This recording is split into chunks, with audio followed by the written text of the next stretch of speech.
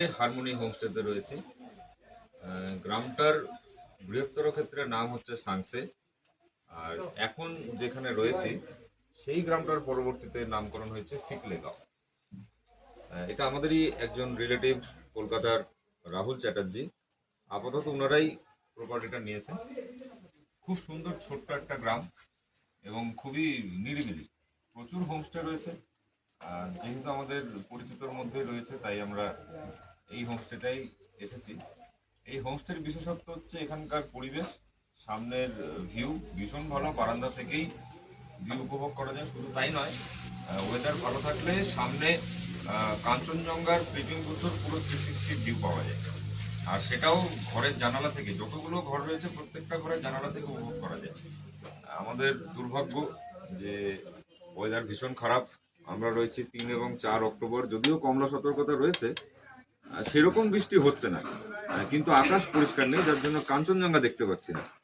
তবে কাঞ্চনজঙ্ঘা দেখতে না পেলেও এই যে মেঘের আনাগোনার যে একটা খেলা, হঠাৎ করে মেঘ চলে এসে সবকিছু ঢেকে দিচ্ছে, আবার মেঘ সরে গিয়ে পাহাড়ের সারিগুলো দেখা যাচ্ছে, এগুলো ভীষণ ভালো লাগছে, ভীষণ উপভোগ করছি আমরা। আর দিনের বেলা নয়, সন্ধ্যাবেলার যে ভিউটা সেটাও দারুণ। একদিকে সিকিমের ভিউ পাওয়া যায়, একদিকে ডেলো পাহাড়ের ভিউ পাওয়া যায়, একদিকে আবার দার্জিলিং এর ভিউ পাওয়া যায়। আর ঘরের সামনে ছোট্ট লনের মতো জায়গা করা আছে, সেখানে সেলফি পয়েন্ট রয়েছে।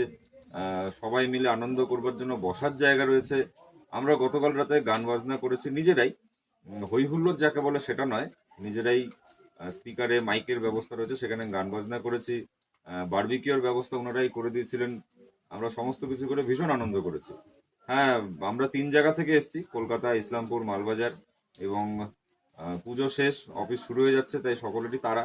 যার জন্য আমরা এক রাতের জন্য এসেছিলাম, কিন্তু এক রাতে কিন্তু মন ভরবে না। আসতে হলে অন্তত 2 রাতের জন্য আসতে হবে, একদম শুধু রেস্ট নেবার জন্য, হাওয়া বদলের জন্য। যারা লেখালেখি করেন এখানে বসে প্রকৃতিকে অনুভব করে লেখালেখি করতে পারবেন, গান বাজতে পারবেন, ছবি আঁকতে পারবেন, নানান অ্যাক্টিভিটি করা যাবে। এবং সবচেয়ে বড় কথা যেটা বললাম, নিরিবিলি এবং খুব ছোট্ট একটা গ্রাম, খুবই সুন্দর সাজানো।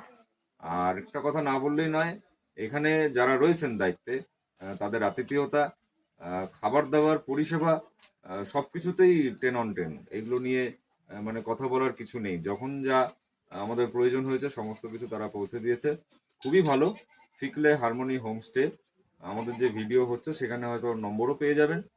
এবং মালবাজার থেকে যদি আসেন, বিশেষ করে বলবো মালবাজার থেকে আসলে ছোট গাড়ির প্রয়োজন হলে আমাদের সঙ্গে এসেছে সচিন দা, সচিন সোনার।